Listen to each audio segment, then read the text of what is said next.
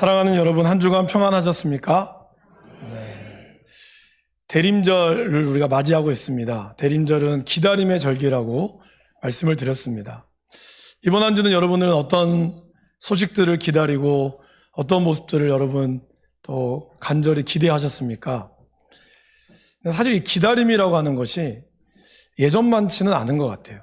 예전에는 편지를 쓰면 그 편지가 다시 답장 오기까지 기다림의 시간이 있었고, 그래서 우리가 그 시간을 기다릴 수 있는 사실 넉넉한 여유들이 있었는데, 지금은 이제 원하기만 하면은 바로 화상통화라든지, 그래서 너무 편리해졌어요. 물론 그 편리함이 나쁜 건 아니지만, 너무나 그러한 편리함 때문에 사람들은 과정은 생략하고 결과에만 집중하기 시작했다라는 것입니다. 그러다 보니까 결과가 빨리빨리 도출되지 않으면 참지 못하고 너무 쉽게 분노나 그리고 원망의 말을 쏟아내는 것 같습니다. 특별히 한국의 이 빨리빨리 문화, 이 문화는 많은 기술의 발전을 분명히 이루게 했습니다. 분명한 장점이 있죠. 그러나 동시에 그것을 따라가지 못하는 이들을 세상에 기다려주지 않는다는 인식이 우리 가운데 너무 많이 생겨났다라는 것입니다. 그로 인해서 아이들이 너무 쉽게 학업을 포기하는 일이 발생하고 있습니다. 아니, 초등학교 때부터 포기한 애들이 있어요. 그러니까 진도만큼 못 따라가니까 조금 기다려주면 사실 다 아이들이 다르지 않습니까? 제가 똑똑한 아이들이 있지만 조금 더뎌도 따라가는 아이들이 있을 텐데, 그것을 기다리지 못하다 보니 아이들이 쉽게 학업을 포기하거나 더 나아가서는 인생을 포기하는 일들이 있었다라는 것입니다. 여러분, 우리나라의 자살률은 OECD 국가 중에 최고라고 많이 들으셨을 겁니다. 너무나 이 빠른 성장률로 인한 그런 조급함들이 우리들의 마음들을 또 이 나라를 어렵게 만드는 것 아닌가라는 생각이 듭니다. 특별히 이 조급함은 우리의 신앙생활에서도 많이 드러납니다. 기도는 열심히 했는데 왜 기도대로 이루어지지 않는 걸까? 그런 리모컨처럼, 그죠? 누르면 바로바로 나와야 되는데 기도라는 게 사실 리모컨처럼 되지 않지 않습니까? 그러다 보니까 많은 사람들이 기도해도 안 되더라, 그래서 교회는 나랑 안 맞는 것 같습니다, 이렇게 해서 쉽게 좌절하고 포기하는 경우를 우리는 봅니다. 안타깝죠.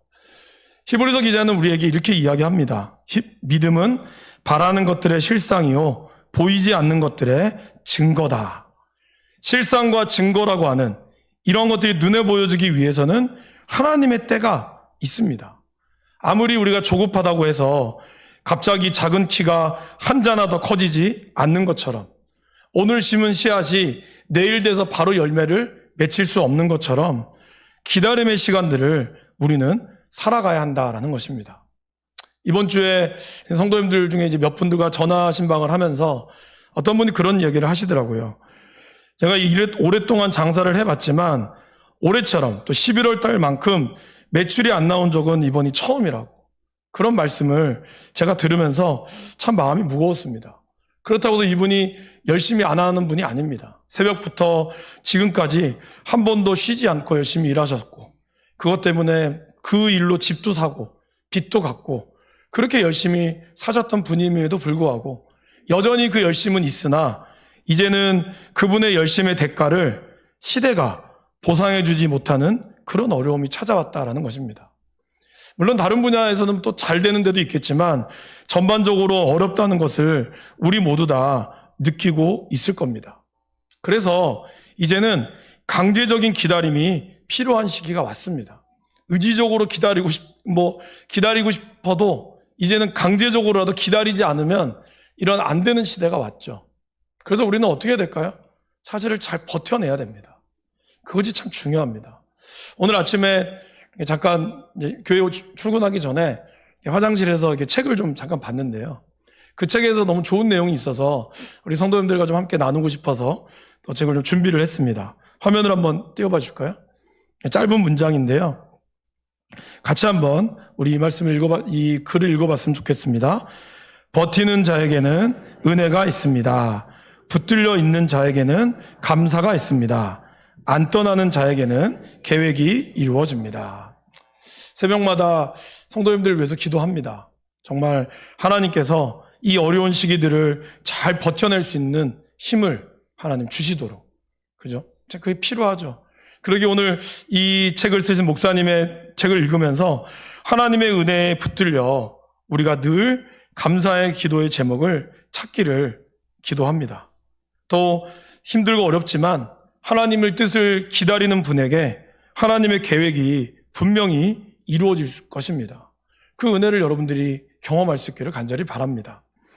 사랑하는 여러분, 우리가 그렇다면 스스로 피할 수 없다면, 이 기다림이라고 하는 시간이 우리에게 강제적으로 주어졌다면 그러면 어떻게 하는 게 좋을까요? 어차피 시간은 흘러가게 돼 있습니다. 그죠? 어떤 찬양의 가사처럼 이 또한 지나가게 될 텐데, 이 지나가는 시간을 우리가 평생 원망하고 분노하고 세상을 탓하고 남 탓하면서 우리가 보내며 기다려야 될 것인가? 아니면 이왕 피할 수 없다면 즐기라는 말처럼 이왕 우리가 기다려야 되는 시간이 우리에게 주어졌다면 이 기다림의 시간을 우리가 더 감사함으로 즐겨보면 어떨까라는 생각이 듭니다. 그러면 그 기다림 끝에 사실 여러분 이 결과도 중요하지만 결과 속에 일어나는 이 과정이 굉장히 중요하지 않습니까? 결과를 이뤄내지 못한다 할지라도 과정이 소중한 사람들은 그 결과 속에서도 원하는 바는 이루어지지 못하지만 더 좋은 것들을 이뤄내는 모습을 우리는 많이 봅니다.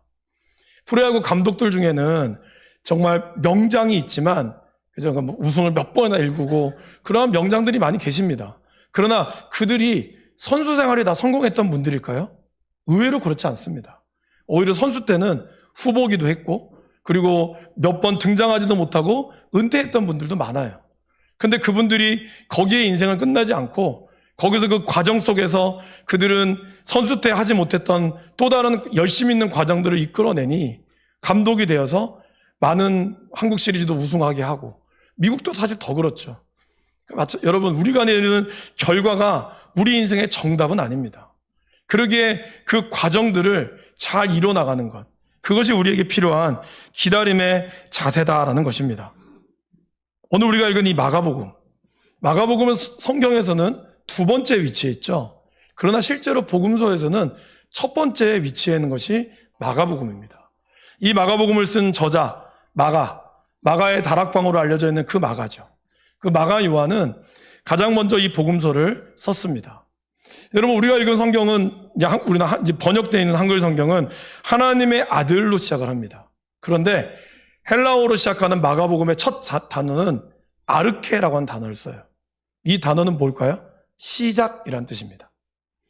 태초에 하나님이 천지를 창조하시니라. 바로 창세기 1장 1절의 말씀이죠. 그 1장에 나오는 히브리어 첫 번째 단어는 바로 레시트라고 하는 단어입니다. 시작이죠. 그거를 헬라어로 번역하면 아르케가 돼요. 그러니까 성경에 가장 처음에 쓰셨던 시작과 그리고 복음서의 가장 처음에 시작, 성경의 기자는 두 가지의 시작을 우리에게 이야기합니다.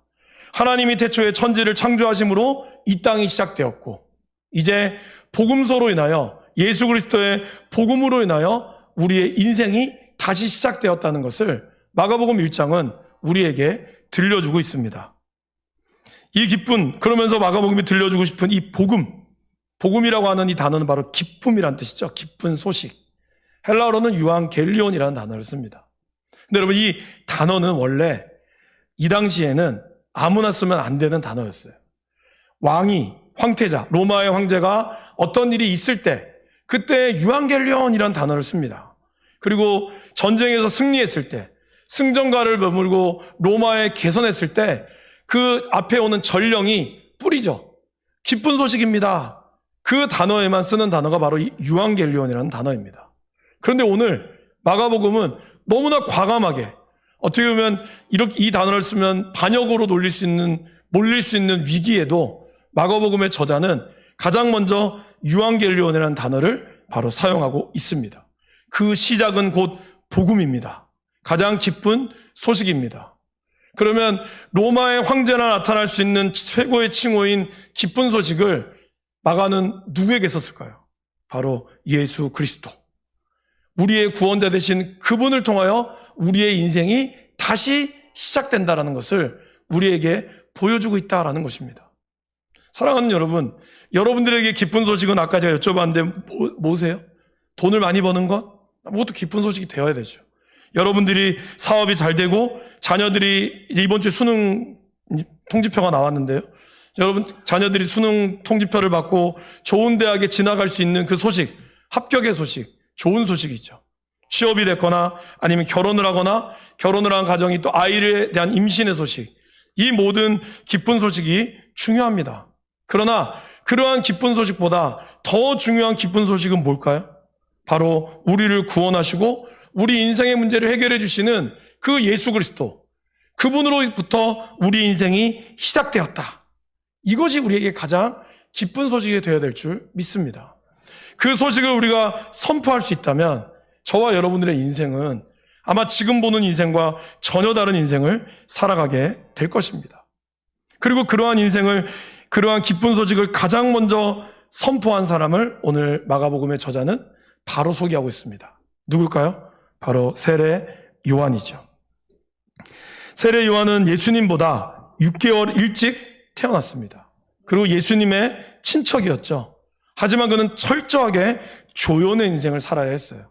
태어날 때부터 예수님을 위해 사는 것이 그의 사명이었고 예수님을 기다리는 것이 그의 소명이었습니다. 그렇다면 그가 기다렸던 그 기다림의 모습 가운데 오늘 우리는 예수님을 어떻게 기다려야 될지를 함께 살펴보기를 원합니다. 세례 요한은 먼저 광야에서 기다렸습니다. 광야. 말로만 들어봤던 광야죠. 풀 한 폭이 없고 나무 한 그루 자라지 않는 그러한 곳. 지금 우리는 사실 제가 부산에 와서 좋은 것 중에 하나는요, 새벽에 별이 보인다는 겁니다. 여러분에게 너무 당연하지만 안양이나 서울에 살았던 저에게는 별 보기가 그렇게 쉽지가 않습니다, 여러분.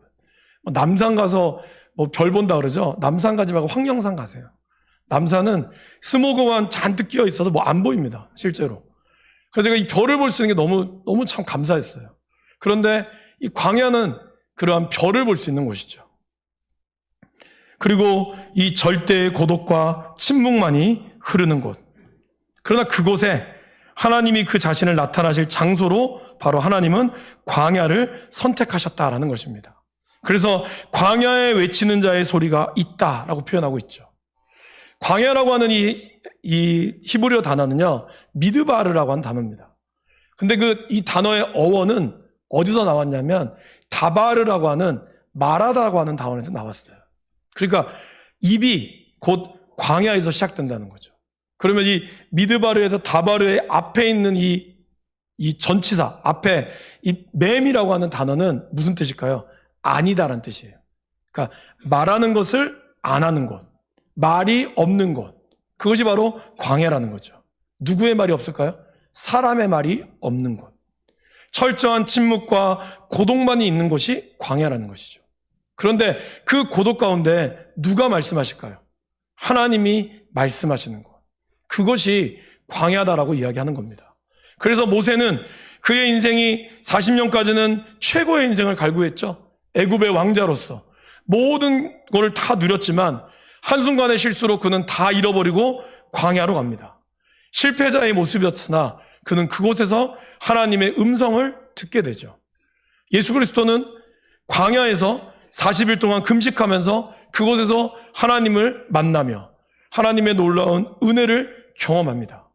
그러게 여러분, 광야라고 하는 것은 아무것도 없고 침묵과 그 모든 것을 이야기하지만 그러나 그 광야에 하나님이 계신다라는 것입니다. 그래서 이 아랍의 금원에 보면 신을 만나려면 사막으로 들어가라라는 말이 있습니다. 저와 여러분들이 진정으로 기쁜 소식을 기다리길 원하신다면, 진짜 내 안에 이 절망만 있고 때로는 힘들고 어려울 때 나에게 들려오는 소식, 잊지 않고 싶은 소식을 듣기를 원한다면 우리에게 광야의 시간이 필요하다라는 것입니다. 그건 뭘까요, 여러분? 우리가 진짜 사하라 사막이나 이런 사막으로 가라는 것이 아니라 나만의 광야의 시간을 만들라는 것입니다. 침묵의 시간, 하나님과 함께하고 그리고 그분하고만 혼자 있을 수 있는 시간과 장소를 여러분들이 따로 마련하라는 것입니다. 하나님과의 만남의 장소를 갖고 하나님과 만남의 시간을 가져야 하는 겁니다. 그래서 우리에게는 새벽 기도라는 것이 있고요. 또 여러분들 저녁에 사모님, 아내나 남편이 다 주무시고 난 뒤에 자녀들이 다 자고 난 그 고요한 그 시간, 그러한 시간이 여러분들에게 광야가 될 수 있다라는 것입니다. 그 말씀의 묵상의 시간이 우리에게 필요합니다. 굳이 골방이나 수도원을 가지 않아도, 기도원을 가지 않아도 정말 우리의 삶 한가운데 광야와 같은 장소와 시간을 우리가 조금만 결단하면 가질 수 있다는 것입니다. 여러분, 다 잠들고 나면 뭐 하세요? 저도 사실 가끔 핸드폰을 보지만 그 핸드폰의 시간에 여러분의 시간을 너무 투자하지 마시고 그 시간에 하나님을 만나는 광야의 시간을 만들어갈 수 있기를 바랍니다. 파스칼은 인간이 불행한 단 한 가지 이유가 있다고 소개합니다. 그건 뭘까요?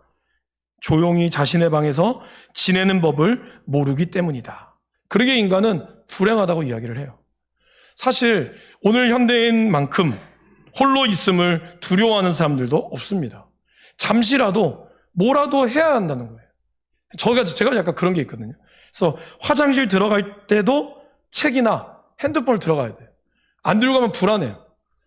그러니까 잘못하면 치질 걸릴 위험이 많다고 저희 아내가 늘 얘기하는데 잘 안 되더라고요. 그러니까 뭔가 놀고 있는 시간에 논다는 것이 죄악으로 좀 비춰지는 거죠. 제가 이 11년 동안 부교육자 생활을 하면서 늘 바쁘게 돌아다니다 보니 그게 몸에 이겨서 그런지 몰라도 조금이라도 가만히 있으면 그냥 제가 불안한 거예요. 누가 나한테 뭐라고 하지 않았는데도. 그러니까 이렇게 열심히 해야 성도들도 우리 목사님 열심히 한다. 그렇게 인정받을 것처럼 느껴지는지 모르겠지만 늘 그렇게 좀 분주한 거예요. 여러분은 어떠세요? 여러분은 그러한 분주함들 속에 살아가고 계십니까? 아니면 여러분들은 그 시간들 가운데 광야의 시간을 만들어가고 있습니까? 아까도 말씀드렸지만 우리가 무엇을 한다고 해서 안 되는 것이 되어지는 것은 아닙니다. 걱정한다고 하루아침에 키가 한 자나 자라지 않고요. 오늘 내가 심었다고 해서 많은 물을 주었다고 열매가 바로 맺히는 것이 아닙니다. 이 기다림의 시간이, 절대적인 기다림의 시간이 필요하죠. 배고파도 그래서 밥을 얹혀서 빨리 먹고 싶다고 해서 그 시간들을 기다리지 못하면 설익은 밥이 되거나 아니면 그래서 먹을 수 없는 밥이 되어버리고 맙니다. 뜸을 들이는 시간이 필요한 것처럼 우리에게 이러한 광야, 이런 뜸을 들이는 시간이 필요하다라는 것입니다. 그래서 광야의 생활은 외롭고 고독하지만 하나님의 임재 속에 나의 불순물이 제거가 되고 정결케 되는 곳이 바로 광야다라는 것입니다. 아마 여기 계신 분들 중에 특별히 한 30대, 40대, 50대인 분들은 자기 개발을 위해서 여러 가지 많은 자격증도 지금 준비하고 계실 줄 압니다. 그래서 몸을 위해서는 학원도 다니고 운동도 다니고 또 취미생활도 많이 하실 거라고 생각합니다. 요즘 젊은이들은 저번에도 말씀드렸듯이 건강을 위해서라면 영양제 먹는 것도 주저하지 않습니다. 이제 60대나 드시는 그런 어떤 비타민이라든지 홍삼 같은 거 젊은이들 잘 챙겨 먹습니다. 굉장히 건강을 챙겨요. 중요하죠. 아픈 것보다는 낫습니다. 그런데 여러분의 영혼을 위해서는 얼마나 많은 시간들을 투자하고 있습니까? 사실 우리의 영혼이 병들면 아무리 육체가 건강해도 그 인생은 허무할 수밖에 없습니다. 그렇다면 우리는 우리의 영혼을 위해서 우리는 어떠한 시간들을 투자하고 나만의 골방의 시간을 만들어가고 계십니까? 사실 하나님은 어디에나 계십니다. 여러분이 분주한 삶 가운데도 하나님이 역사하지만 중요한 것은 분주하고 바쁘면 나로 꽉 차 있기 때문에 하나님의 음성을 듣지를 못한다는 거예요. 그래서 의도적으로 우리 주님은 광야를 이야기하신 것입니다. 나를 누구보다 잘 아는 분, 나의 머리털 하나까지도 세신 바 되신 그 하나님을 여러분 먼저 만나시기를 바랍니다. 여러분들의 광야의 시간에 하루 10분 정도라도 주님과의 만남의 시간을 가지실 수 있기를 간절히 바랍니다. 그 시간이 여러분의 영혼을 살리고 여러분의 생명을 살리는 시간이 분명히 될 것입니다. 저는 웬만하면 월요일을 좀 제외하고는 화요일부터는 우리 관리 집사님한테 말씀을 드려서 본당의 문을 개방해 놓고 있습니다. 그리고 언제든지 본당에 들어오고 싶으시면 혹시 잠겨 있으면 제가 비밀번호도 알려드릴 수 있습니다. 이 공간에서 여러분들이 마음껏 부르짖으시고 그 무거운 침묵이 주는 하나님의 따사로움이 있어요. 그건 경험해 본 사람만이 압니다. 우리는 많은 말을 하여야 기도가 될 것 같지만 예수님이 그러셨잖아요. 이미 하나님은 구해야 할 모든 것을 알고 있다고. 여러분 어쩔 때는 그런 거 아세요? 많은 기도의 제목들을 쏟아내는 것도 필요하지만 어쩔 때는 주여 이 한마디에 모든 것을 담아내는 기도의 모습이 있습니다. 어떤 말로도 될 수 없을 때 그냥 주여 한마디에 하나님이 그 음성을 들으시고 우리를 만지신다는 거예요. 그 광야의 시간, 그 광야가 저와 여러분들 가운데 회복될 수 있기를 간절히 바랍니다. 그럴 때 하나님께서는 세상이 들을 수 없는 풍성한 은혜, 이 세상이 말해주지 않는 그 놀라운 음성을 여러분들이 분명히 들으실 것입니다. 두 번째는 삶이 곧 메시지가 되어야 합니다. 오늘 세례 요한은 어떠한 옷을 입고 있다라고 기록하고 있습니까? 6절 말씀에 보면 요한은 낙타털 옷을 입고 허리에 가죽띠를 띠고 메뚜기와 석청을 먹었다라고 기록하고 있습니다. 이것은 그가 뭔가 좀 특이하게 보이려고 요즘으로 치면 아마 이렇게 입고 있으면 세상에 이런 일이 나와서 촬영할지도 몰라요. 그러나 세례 요한의 이러한 모습은 그가 하나님의 말씀대로 사는 검소하고 단순하고 그러면서 하나님과 동행하며 묵상하며 조용한 시간을 보내기 위해서 나머지 모든 것들은 다 과감히 끊어버리는 모습을 표현하고 있습니다. 여러분 우리의 믿는 사람의 삶은 어떠할까요? 복잡한 삶이 아니라는 거죠. 무엇인가 자꾸 끼고 사는 삶이 아닙니다. 많은 사람들이 예수를 믿으면서 주어지는 이 복이 이 땅 가운데도 주어지는 복만을 추구하는 사람들이 많습니다. 그래서 뭐 좋은 집, 화려한 집, 좋은 학교, 그리고 아이를 위해서는 파락군도 보내야 되고, 여러분들 그런 곳에 인물이 나오지 않아요. 의외로. 많은 사람들이 이 땅을 이끌어갈 인물들을 가만히 조사해보면 그들의 집안이 다 강남이나 이런 데가 아닙니다. 오히려 초라하고 보잘것없는 아무것도 없는 그런 광야와 같은 곳에서 자랐던 아이들이 의외로 영웅이 많습니다. 왜 그럴까요, 여러분? 단순한 삶과 그리고 뭔가 심심한 삶이 그 안에 능력이 있다라는 거예요. 지금 사람들은 많은 걸로 채우려고 하고 그것으로 은혜를 넘치려고 하지만 의외로 성령의 능력은요, 단순하고 없는 가운데 하나님을 간절히 찾는 가운데 나타난다는 거예요. 세례 요한이 바로 그러했다라는 것입니다. 육각형 인간이라고 들어보셨습니까? 이 김난도 교수님께서 매년마다 쓰시는 트렌드를 반영하는 트렌드 2024라는 책이 얼마 전에 나왔습니다. 그 책에 보면 이제 다음 시대, 다음 연도에 대한 거를 키워드로 만들어가고 있는데 그 중에 앞으로 2024년도의 키워드는 육각형 인간이 될 것이다 라는 말을 해요. 그럼 육각형 인간이 뭘까요? 먼저 육각이라는 것은 완전한 면을 뜻하거든요. 그래서 우리가 뭐 육각수 하면 뭐 그 건강하다 이런 것처럼 육각이라고 주는 이 핵사, 이 주는 것의 완전함 가운데서 이거를 꼽아서 외모, 패션 센스, 운동신경, 인성 이런 모든 것들이 뭐 하나 빠지지 않는 이러한 사람이 바로 육각형 인간이라고 얘기해요. 그래서 많은 젊은이들은 이런 육각형 인간을 쫓아 살아갑니다. 그래서 SNS에 완벽한 모습을 올려주죠. 비록 빚내고 샀어도 뭐 람보르기니나 그런 좋은 차 몰고 다닌다. 그러면서 자기 외모, 막 얼짱, 몸짱 이런 것으로 나는 성공했다. 이런 것을 사람들이 또 보면 그거에 자극받아서 이걸 육각형 놀이라고 하거든요. 자기가 더 수치를 높이기 위해서 그렇게 시간과 에너지를 쓴다라는 것입니다. 그것이 앞으로 2024년도에 트렌드 중에 하나가 될 거라고 이야기를 합니다. 그러면서 이제 그 책은 그렇게 이야기합니다. 그렇다면 이 육각형 인간이 가장 많이 모여있는 곳이 어딜까요? 강남이라고 얘기를 합니다. 그렇죠? 아마 여러분들도 강남을 가고 싶거나 우리 많은 젊은이들이나 또 우리 분들은 한 번쯤은 강남에 살고 싶은 꿈을 다 꿉니다. 네.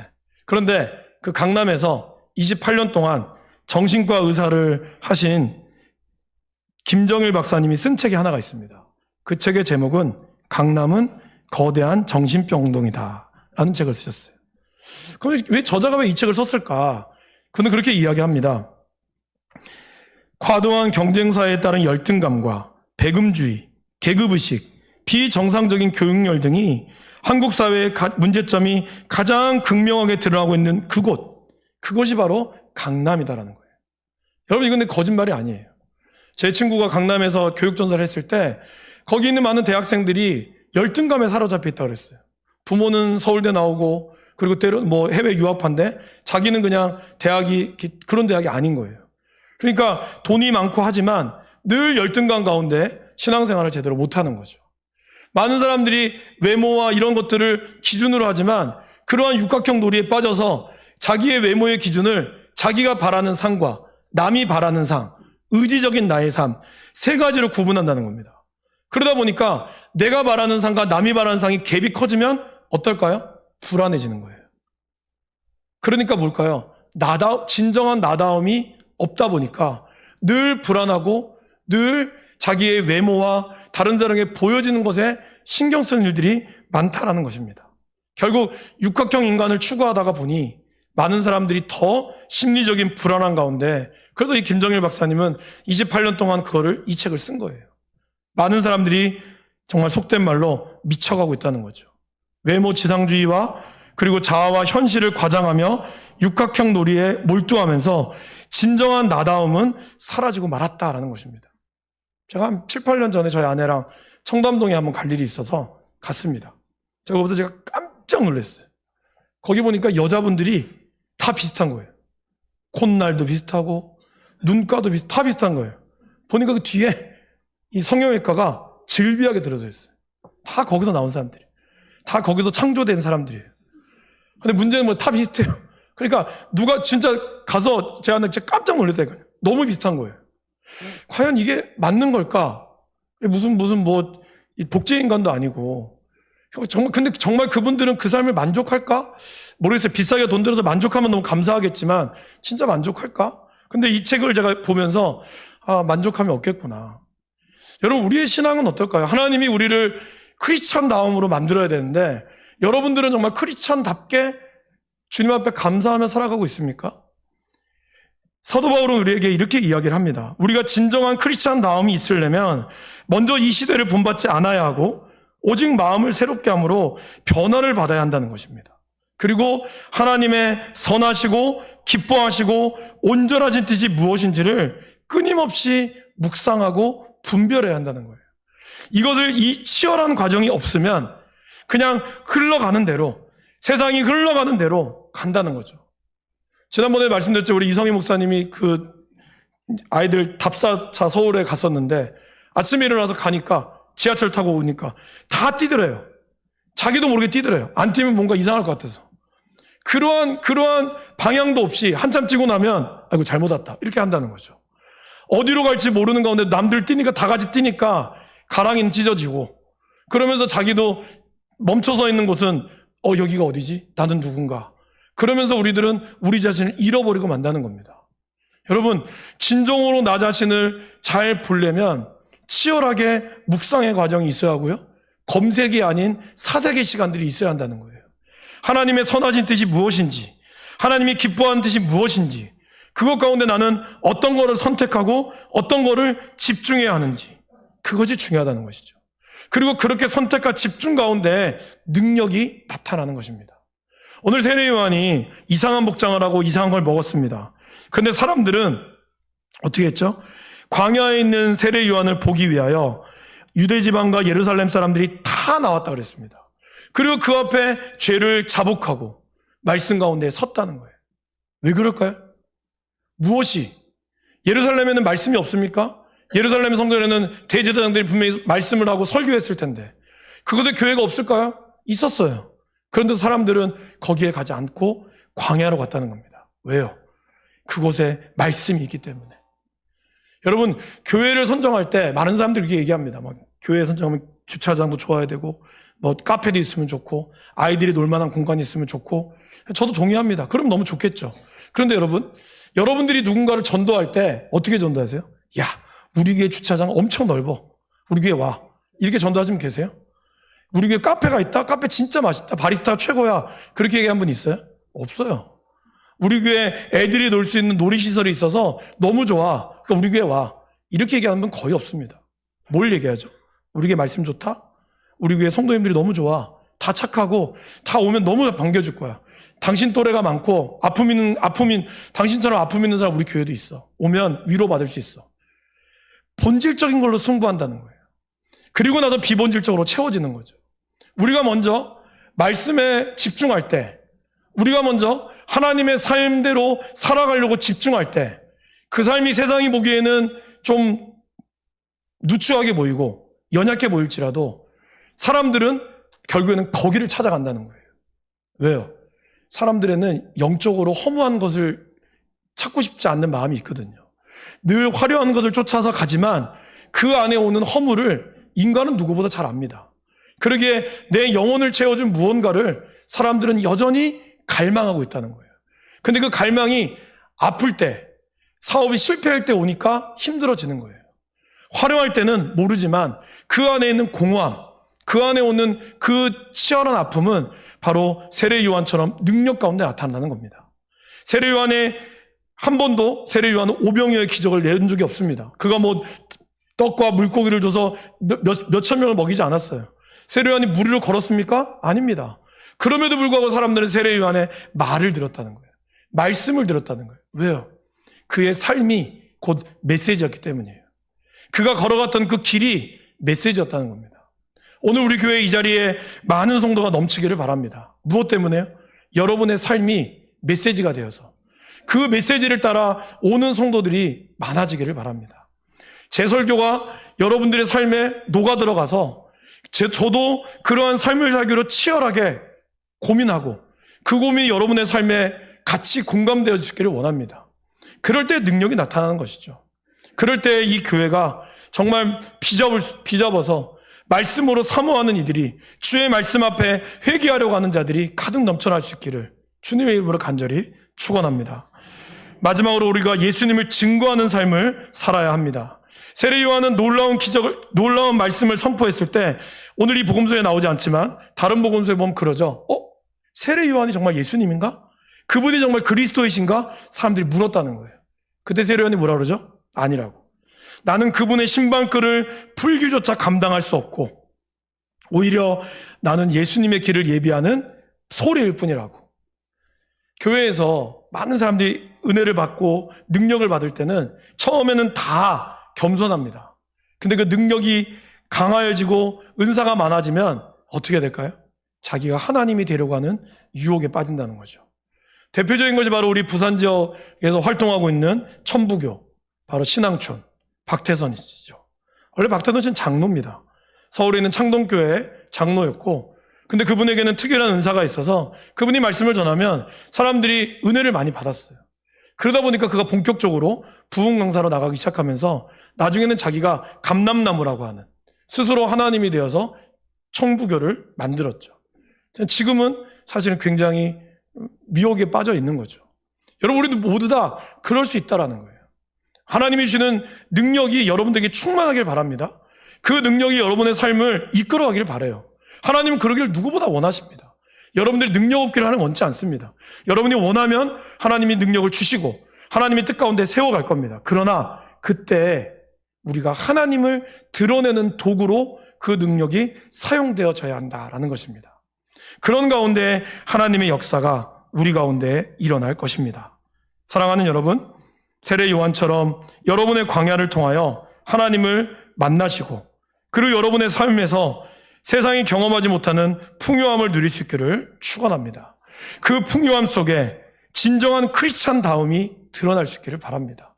여러분의 삶이 메시지가 되시고 그리고 그걸 통하여 나를 드러내는 것이 아니라 우리 주 예수 그리스도의 영광이 드러날 수 있기를 주님의 이름으로 간절히 축원합니다.